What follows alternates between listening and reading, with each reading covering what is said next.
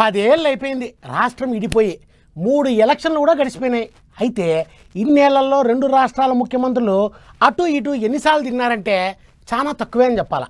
పోయిన 5 ఏళ్లలో అయితే 1-2 సార్లకు మించి 2 రాష్ట్రాల ముఖ్యమంత్రులు అటు ఇటు తిరగలే. కానీ ఇప్పుడు పరిస్థితులు చూస్తూ ఉంటే ఇన్నాళ్ళకి తెలుగు రాష్ట్రాల సీఎంలో ఇక ఆడా ఉంటాం ఈడా ఉంటాం అన్నట్టే ఉన్నారు. మీరు వచ్చినారు కదా ఇక మేము వస్తాము అన్నట్టే నడుస్తుంది ఇప్పుడు వ్యవహారం. ఎవరన్నా ఏమన్నా అనుకొని అన్నట్టు 2 రాష్ట్రాల ముఖ్యమంత్రులు అయితే కూకొని మాట్లాడుకున్నారు. పాత దోస్తులే కాబట్టి పాయి రంగ బలకరించుకొని వచ్చేటి ఎన్ని పోయేటి ఎన్ని అని లెక్కలు కూడా వేసుకున్నారట. 3 కమిటీలు వేసుకొని అట్లా ముంగటికి పోదామా అనుకున్నారట. ఇక అన్ని ఏమో గాని నిమ్మలంగా మళ్ళా తెలంగాణలో సైకిల్ పార్టీ వాళ్ళు రూబడి పెంచాలని చూస్తున్నట్టే ఉన్నది కోపు చూస్తుంటే. శనివారం తెలంగాణ సీఎం రేవంత్ సార్ తోని మీటింగ్ అయిన ఏపీ సీఎం బాబు సారు ఆయితారం నాడు తెలంగాణ తమ్ముళ్లతో మీటింగ్ అయ్యిండు. ముచ్చట్లు జోరుగా చెప్పుకొచ్చిండు. తెలంగాణలో సైకిల్ పార్టీ గెలవక 20 ఏళ్ళు అవుతున్నా ఇప్పటికీ అదే ఊపున్నదన్నట్టు మాట్లాడిండు. 20 ఏళ్ళైంది అధికారం పోయి 2004, ఈరోజు 2024 అధికారం పోయిందే గాని మీలో పట్టుదల తగ్గలేదని రోజు రోజుకు అభిమానం పెరుగుతా ఉంది. కొంతమంది నాయకులు పోయారు కానీ కార్యకర్తల మాత్రం పోలేదు. తెలుగు జాతి ఉన్నంత వరకు తెలుగుదేశం పార్టీ జెండా రెపరెపలాడుతుంది. ఇది ఎవ్వరు కూడా తుడిచి పెట్టలేరు. ఏ విధంగా అయితే నందమూరి తారక రామారావు గారు తెలుగు జాతి ఉన్నంత వరకు తెలుగు వారి గుండెల్లో ఉంటారో అదే విధంగా తెలుగు జాతి ఉన్నంత వరకు పసుపు జెండా ఎగర్తానే ఉంటుంది. అంతేకాదు తెలంగాణలో మళ్ళా సైకిల్ పార్టీని ఈగురబెడతారట. 2 రాష్ట్రాలు 2 కండ్ల లెక్క అన్నట్టు మాట్లాడిండు బాబు సారు. నేను ఒకటే చెప్తున్నాను, నాకు ఆంధ్రప్రదేశ్ అని తెలంగాణ కాకుండా 2 రాష్ట్రాల ప్రయోజనాలు తెలుగు జాతి ప్రయోజనాలు కాపాడడానికి ముందుంటాను. కొంతమంది ఆలోచిస్తున్నారు గొడవలు పెట్టుకుంటే సమస్యలు పరిష్కారం అవుతాయని. గొడవలు పెట్టుకుంటే నీళ్లు రావు, సమస్యల పరిష్కారం కావు, అభివృద్ధి జరగదు. దానివల్ల లాభం కంటే ఎక్కువ నష్టం వస్తుంది. ఇక లేక లేక 4వ సీఎం అయినాక సారుపట్నం వచ్చిండు. అందులో సైకిల్ పార్టీ ఆఫీసుకు పోయిండు.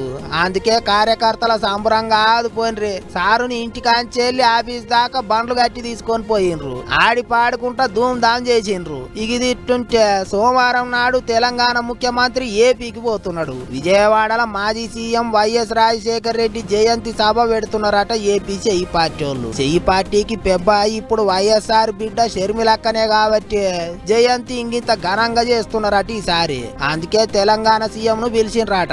అంత చూస్తుంటే ఇక ముందు ఏపీ తెలంగాణ నడుమ ముఖ్యమంత్రులు లీడర్ల రాకడా పోకడా గట్టిగానే నడిచేటట్టున్నది అనుకుంటారు ఇప్పుడు పబ్లిక్.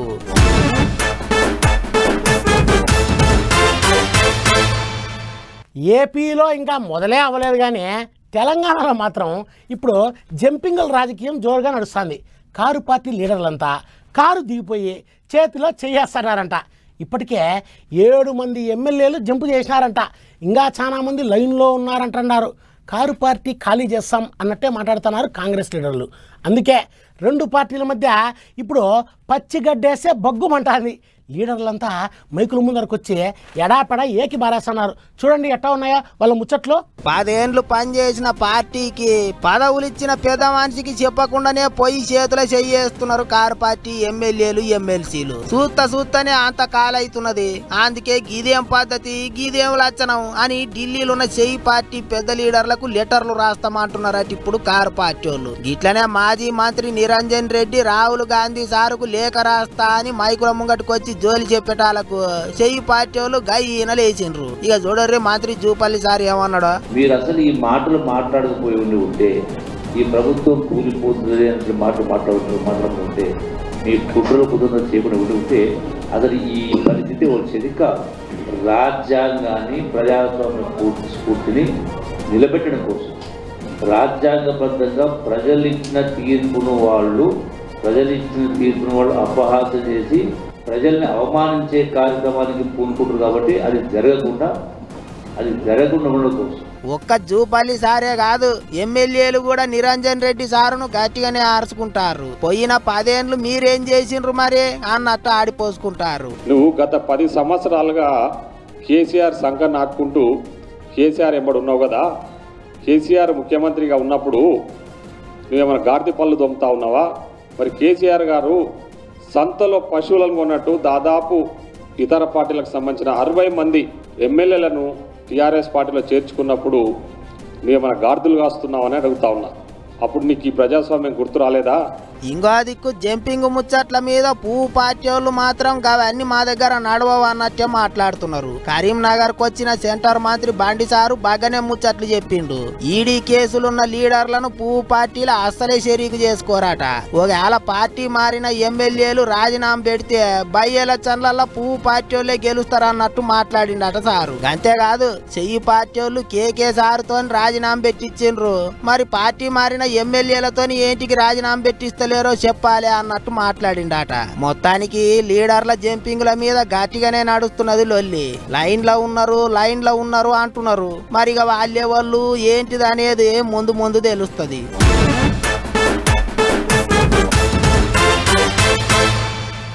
రాష్ట్రానికి సీఎం అయిన తర్వాత రేవంత్ రెడ్డి గారి జోరు చిన్నగా లేదు. ఎట్టయినా సరే రాష్ట్రాన్ని అభివృద్ధి చేయాలా అనేటట్టు క్షణం తీరిక లేకోకుండా తిరుగుతున్నాడు. రాష్ట్రానికి కేంద్రం దగ్గర నుండి నిధులు తెచ్చే దగ్గర నుండి విడిపోయిన ఏపీ రాష్ట్రంతో ఉన్న సమస్యల్ని క్లియర్ చేసే వరకు అన్ని సీఎం సారే దగ్గరుండి చూసుకుంటున్నానంట. అందుకనే జిల్లాలో పర్యటించాలనుకుంటున్నానంట. ఆ ముచ్చటేందో మనం ఒకసారి చూసొద్దాం పదండి. ఢిల్లీలో నేనే గల్లీలో నేనే ఆడా ఉంటా ఈడా ఉంటా అన్నట్టే చేస్తున్నాడు సీఎం రేవంత్ రెడ్డి సారు. రాష్ట్రంలో ఉన్న తక్లీఫ్ల గురించి కేంద్ర సర్కారులతో మాట్లాడేందుకు ఢిల్లీలో తిరుగుకుంటూనే ఇంకో రోజు సందు చేసుకొని తీరిక చూసుకొని రాష్ట్రంలో ఉన్న జిల్లాలన్నీ తిరిగేందుకు ఎగిరం చేసుకుంటుండు. అట్ట ఇంతకు మునిపే వరంగల్ జిల్లాకు పోయి వచ్చిన ముచ్చట అందరికి అనుకున్నదే కదా. ఇక ఇప్పుడు తదిమ జిల్లాలలో కూడా తిరిగేందుకు రంగం సిద్ధం చేసుకుంటుండట.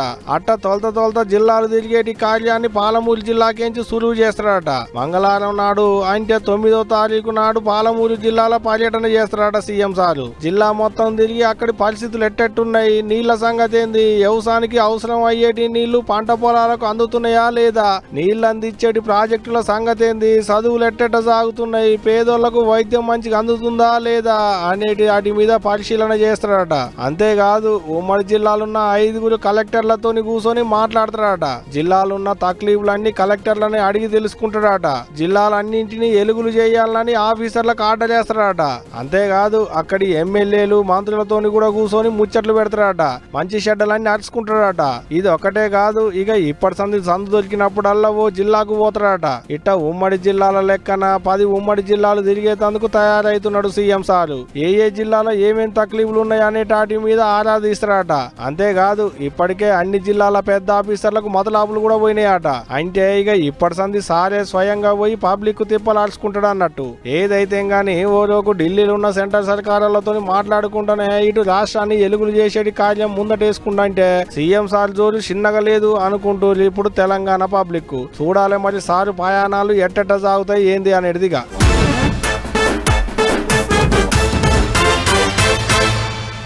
సిటీకి వచ్చినప్పటి నుంచి అనుకుంటాడా నేను గోల్కొండకు పోదామని. కానీ ఇప్పుడు దాకా కుదరలే. మా మంజులను అడిగితేనేమో నువ్వు ఆమె ఎట్లేమి ఎక్కుతావులేరా అని ఎప్పుడు నా మీద జోకులు వేస్తా ఉంటుంది. కానీ ఈసారి మాత్రం అస్సలు వెనక్కి తగ్గేదే లేదు. ఖచ్చితంగా రేపు గోల్కొండకు పోవాల్సిందే, జగదాంబిక అమ్మని దర్శనం చేసుకోవాల్సిందే అన్నట్టు గోల్కొండ మీద బోనాల పండగ అంగరంగ వైభవంగా నడుస్తుంది. పదండి అట్టా పోయి మనం కూడా అమ్మవారిని దర్శనం చేసుకొని వచ్చేద్దాం.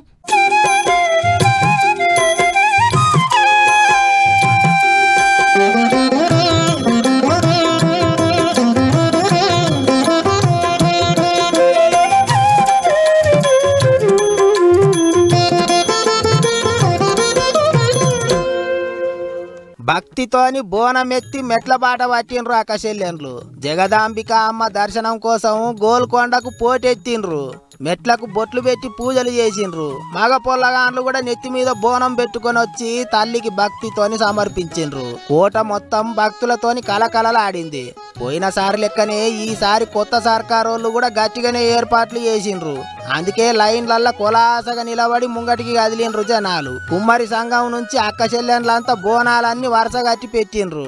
అమ్మవారి లెక్కనే పట్టుబట్టలు కట్టుకొని నిండు ముత్తైదువులు తల్లి సన్నిధికి పోయిండ్రు. తొలి బోనం సమర్పించి మొక్కులు మొక్కుకున్నారు. ఓ దిక్కు శివసత్తుల ఆటలు, ఇంకో దిక్కు పోతురాజుల ఆటలు జోరుగా నడిచినాయి.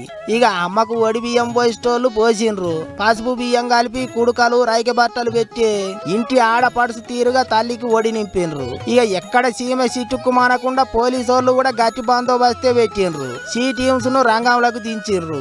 దూపగొన్న పబ్లిక్ కోసం నీళ్ళ సవలతి పెట్టిండ్రు. పోయినసారి కంటే ఈసారి ఏర్పాట్లు గట్టిగానే చేసిండ్రు. పోయినేడు పాత సర్కారోళ్ళు 15 కోట్లు ఖర్చు చేస్తే ఈసారి చెయ్యి పార్టీ సర్కారోళ్ళు 24 కోట్లు ఖర్చు చేస్తాండ్రు. అన్నట్టు అమ్మ దర్శనానికి లీడర్లు కూడా గట్టిగానే తరలిపోయిండ్రు. ఇక అటు బల్కంపేట ఎల్లమ్మ కళ్యాణం, మాంకాలి బోనాలు, లష్కరు బోనాల కొరకు కూడా ఇప్పటికే ఏర్పాట్లు చేసిండ్రు. పోయినేడు కంటే ఈసారి ఇంగింత ధూమ్ధామ్ అవుతున్నది బోనాల పండుగ. మనం సరిగ్గా చూడాలే కానీ మన దేశంలో ఎన్నెన్ని అద్భుతాలున్నాయో, ఎన్నెన్ని ప్రత్యేకతలున్నాయో, మరీ ముఖ్యంగా మన దేవాలయాల చరిత్ర చాలా గొప్పది. అట్లాంటి ఓ అద్భుతమే పూరి జగన్నాథుని ఆలయము. శ్రీ మహావిష్ణువే స్వయంగా కొలువై ఉండే క్షేత్రము. సైన్స్కు కూడా అందుబట్టని ఎన్నో విషయాలున్న క్షేత్రం అది. అందుకే ఆషాఢ మాసంలో జగన్నాథుని దర్శనానికి జనం పోటెత్తుతారు. రథయాత్రకి ఇసుకేస్తే రాళ్ళంత మంది భక్తులు పోతారు. మనం కూడా పోయొద్దాం పదండి, భలే ఉంటుంది.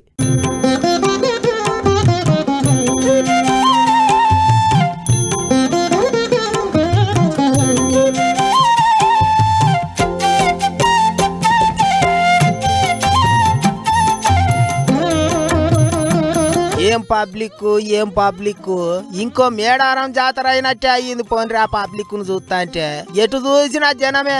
జగన్నాథుని రథాలకు కట్టిన తాడు గుంజనింకే ఎగబడ్డరు పబ్లిక్. ఆ తాడును ముట్టుకున్నా మంచిదే అన్నట్టు పోటీ పడ్డరు. ప్రపంచమంతా పేరు మోసిన పూరి జగన్నాథుని రథయాత్ర కన్నుల పండుగ లెక్క సాగింది. నాస్కుల 4 గంటలకే సామిని రథం ఎక్కించిండ్రాట.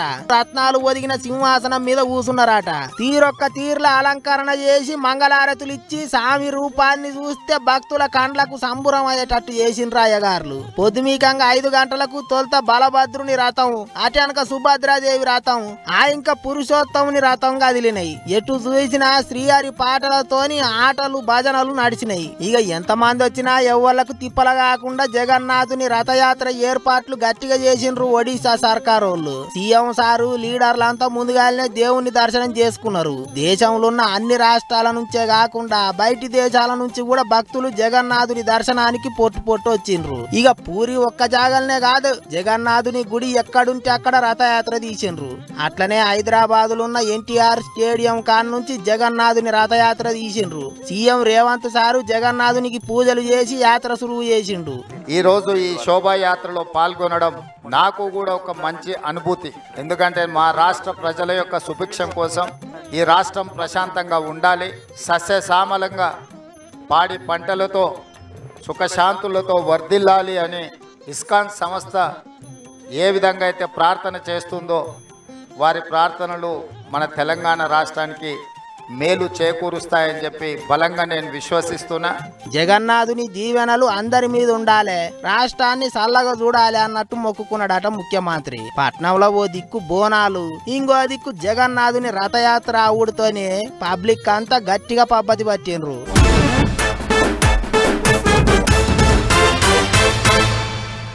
ఎవరి మీదన్నా మనకి ప్రేమ ఎక్కువైనా, కోపం ఎక్కువైనా 24 గంటలు వాళ్ళ గురించే ఆలోచిస్తూ ఉంటాం. అదిగో అట్లాగే అస్సాం రాష్ట్రం మీద వానదేవునికి మరీ ప్రేమ ఎక్కువైనట్టుందో లేకపోతే కోపం ఎక్కువైందో తెలియడం లేదు. కానీ దేశమంతా పడాల్సిందే వాన అంతా కలుపుకొని ఒక్క అస్సాం రాష్ట్రం మీదనే కురిపిస్తున్నాడు.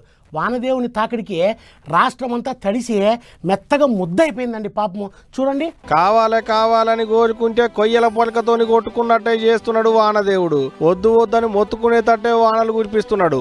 అస్సాం రాష్ట్రం మీద పగబట్టినట్టే చేస్తున్నాడు. రాష్ట్రం అంతకి వరదలతోని అతలాకుతలం అవుతున్నది. 30 జిల్లాలలో పడుతున్న వానలతోని రాష్ట్రంలో ఉన్న 24 లక్షల మంది దానిక పబ్లిక్ కు కన్నమ్మ కష్టాలు శీతమ్మ చెడలవుతున్నాయి. అగా చూడు, రోడ్లన్నీ చెరువులు లెక్కనే ఎట్టగానొస్తున్నాయో, మొగులకు సిల్లులు పడ్డట్టే కొడుతున్నాయి వానలు. బ్రహ్మపుత్ర అన్నది కక్కుడుతోని వాగులు వంగినాయి, వంకలు వారినాయి, రోడ్లు దేగి తోవలు మూతపడ్డాయి, చెరువులు కుంటలు మత్తలు దుంకుతున్నాయి. ఈ వరదలకు 70 మంది దానిక జీవిడిచేలాట. ఇక ఇది ఇటు వరదల్లో ఇరుకబట్టిన వాళ్ళను రెస్క్యూ టీం వాళ్ళు వచ్చి గిట్ట తెప్పలేసుకొని పోయి పానాలతోని కాపాడుతున్నారు. తిండి లేదు, నీళ్లు లేవు, ఉందానికి జాగ లేదు. నీళ్ల నడమ గింత నిలబడేందుకు జాగ దొరికితే చాలు ఇగో ఇట్ట నిలబడి కాలం వెళ్ళ తీస్తున్నారు పాపం అక్కడి పబ్లిక్. గా వరదలలో చిక్కుకున్న వాళ్లకు సర్కారులే నీళ్లు నిప్పులు ఇంత తిండి తికానా అంతా చూసుకుంటున్నారట. పాపంకి వరదలకు ఊళ్ళే కొట్టకపోయినాయి. అగా చూడలి ఇండ్లన్నీ ఎట్ట మునిగినాయో, సగం గోడల దాకా మునిగిపోవుడుతోని ఉండశక్యం లేకుండా అయింది పాపం అక్కడ వాళ్ళకు. ఇటు చేన్లు శలకలు మునిగినాయి, పంట పొలాలన్నీ నీళ్ల పాలైనాయి. ఏం తక్కువ 70,000 హెక్టార్ల పంట భూమి నీళ్లలో మునిగిందనేది అధికారులు చెప్తున్న ముచ్చట. గిట్ట ఒక మనుషులకే కాదు, పశువులకు మూగ జీవాలకు కూడా నిల్వ నీడ లేకుండా అయింది పాపం. ఈ వానలకు నా మంటవాడ ఎక్కడి వానలో ఏమో పోండ్రి, ఎన్నడు తగ్గుతాయో అక్కడి పబ్లిక్ కు తిప్పలు ఎప్పుడు తప్పుతాయో ఏమో పోరి. 17 వానాకాలం వచ్చిందంటే అక్కడ వాళ్ళకు ఇదే తిప్పలైతుంది పాపం.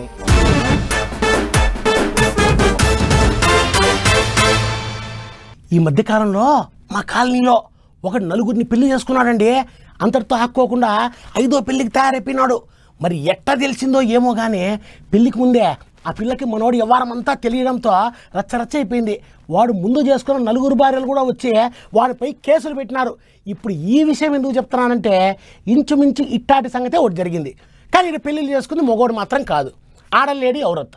ఆమె పెళ్లిళ్ళ సంగతి ఏందో తెలుసుకుందాం పదండి. పెళ్లి అనక పెళ్లి 16 పెళ్లిళ్ళు ఒక మొగోళ్ళే చేసుకుంటారా? ఆడోళ్ళు చేసుకోవద్దా? మొగోళ్ళ చేతుల ఆడోళ్ళే మోసపోవాలనా? వాళ్ళ లెక్కనే మేము కూడా 4-5 పెళ్లిళ్ళు చేసుకోవద్దా? మా ఆడోళ్ళ తరపుకెంచి నేను చేసుకుంటా అనుకున్నట్టున్నది సంధ్య అనేటికి వైనెలాడి. పెళ్లి అనక పెళ్లి ఏం తక్కువ 50 పెళ్లిళ్ళు చేసుకుందాట.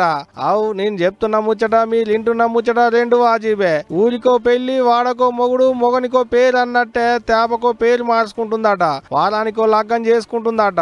గిట్ట లగ్గం చేసుకొని 3 వద్దులు కాపురం చెయ్య, కట్టుకున్నోడు ఇంట్లో లేని చూసి ఉన్న కాడికి చదువుకొని అవతల వాడా. గిదేనాటకి ఇగ్రవంతురాలు చేసేటి ఉద్దాలకం. ఇంకో పెద్ద ముచ్చట ఏందంటే మామూలు ఏం కాదట నుళ్ళు. ఈమె భర్తల లిస్టులో పెద్ద పోలీసు వాళ్ళు కూడా ఉన్నారట.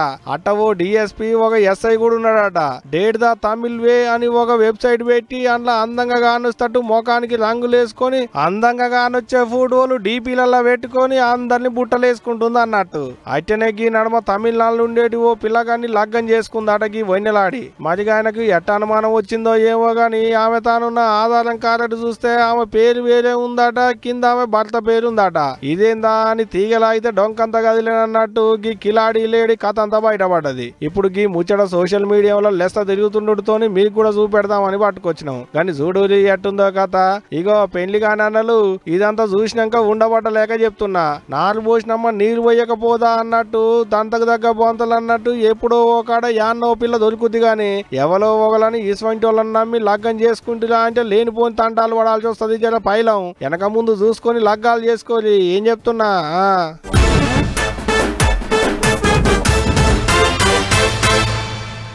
దయ్యాలు ఎట్టుంటాయో చూడని వాళ్ళు, ఒకసారి కనపడితే చూద్దామని అనుకునే వాళ్ళు దండిగా మందే ఉంటారు. అట్లాంటి వాళ్ళ కోసమే ఒక దయ్యం వార్త పట్టుకొచ్చినాం. దయ్యాలను చూసి భయపడుకోకుండా ఉండేవాళ్ళు ఈ వార్త చూడండి.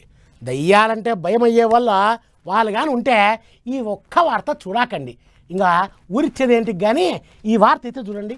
ఏదో దయ్యాల వార్తని బల్లె పొల్లగాలను చూపెడుతున్నారు. మీ గిట్ట దయ్యం ఏమన్నా పట్టిందా ఏంది అనుకుంటా గరంగా కూలి. మాకే దయ్యం పట్టలేదు. గా దయ్యాల ముచ్చటేకి తమ్ముడు చెప్తుండేనోలే. ఇక చెప్పకరాల తమ్మి గా దయ్యం కథ ఏందో. దయ్యాలున్నాయని భయంతో ఈ బడి నుంచి ప్రైవేట్ బడికి పోయినా. ఓర్ని బల్లె దయ్యాలున్నాయని గా బడి మానేసి ఇంకో బల్లెకు పోయినాడ తమ్ముడు. ఈ కంప్యూటర్ కాలంలో కూడా దయ్యాలేందిరా వారి తమ్మి. మరి మీ సార్లు ఏమంటున్నారా? అయినా దయ్యాల ముచ్చటనగానే గాళ్ళంతా భయపడుతున్నారు. కానీ నువ్వన్నా చెప్పుకురారా బుజ్జి. 7th class girls 5th class లో దయ్యం ఉందని అంటే సార్ లేదనంటే అమావాస్య నాడు సార్ పడుకున్నాడు. ఈ బల్లో దయ్యం లేదని రవీందర్ సార్ ప్రూఫ్ చేశాడు. అగనాట దయ్యం లేదు గియ్యం లేదని గదే బల్లె చదువులు చెప్పేటి రవీందర్ అనేటికి సారు అమాస నాడు మాపు గదే బల్లె వండుకొని పొల్లగల్ల భయాన్నంతా పోగొట్టిండట. ఆదిలాబాద్ జిల్లా ఆనందపూర్ జైనాథ్ అనేటి ఊళ్ళో ఉన్న చిన్న బల్లె దయ్యం ఉందని పుకార్లేసింది. ఈ దయ్యం భయంతో కొంతమంది పొల్లగాళ్ళు బడి మానేసి ప్రైవేటు బల్లె కూడా పోయిందట. శ్రావణ్ అనేటి గీతమ్ముడు కూడా బడి బంధు పెట్టిండట. కానీ చూడోలి ఎట్టుందో కథ, కనబడని దయ్యం ఉందని పుకార్లు లేపేటాళ్లకు ఎంత పని అయిందో చూడోలి. కానీ ఏ మాట కామాట దయ్యం లేదు గియ్యం లేదని బల్లె పొల్లగాళ్ళకి ఎలక చెప్పేందుకు అమాస నాడు మాపు బల్లెనే నిద్రపోయిందంటే గీ సార్లు తారీఫ్ చేయాల్సిందే కదా.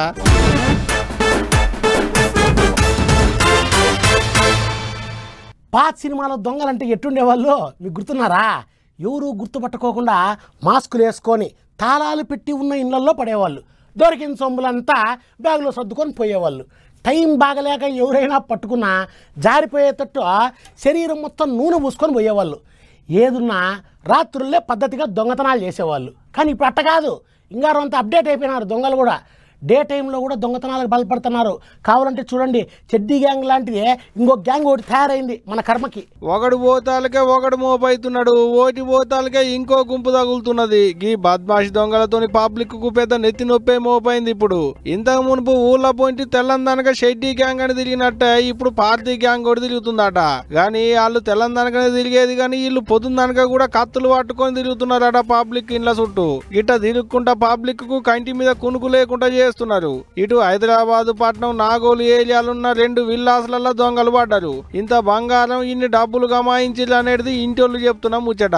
ఇక ఇదిట్టుంటే ఇటు ఇంతకు మునుపు నల్గొండ జిల్లాలో ఇటువంటి దొంగతనాలే అయ్యేది ఉండేనట. షెడ్డీ గ్యాంగ్ లెక్కనే పార్టీ గ్యాంగ్ ఒకటి మోపయి ఇండ్లలో పడుతుండేనట. కత్తులు చూపెట్టి దొంగతనాలు చేస్తుండేనట. గట్టిగా అడ్డం తిరిగితే పానాలు కూడా తీసేటోళ్ళు ఉండేనట. అట్టగా గ్యాంగ్ లో కొంతమందిని నడుమ నల్గొండ పోలీసు ఎంటబడి పట్టుకున్నారు. అట్లకెంచి కొంతమంది తప్పించుకున్నారు అనేది ముచ్చట ఏలుకున్నదే కదా. అట్ట ఇప్పుడు అయ్యేటి దొంగతనాలు కూడా వాళ్ళు చేసినట్టే చేసేటాళ్లకు అప్పుడు తప్పించుకున్న వాళ్ళ దాంట్లో ఉన్నోళ్లే కొంతమంది ఇట్లా దొంగతనాలు చేస్తున్నారు అనుకుంటున్నారట పోలీసార్లు.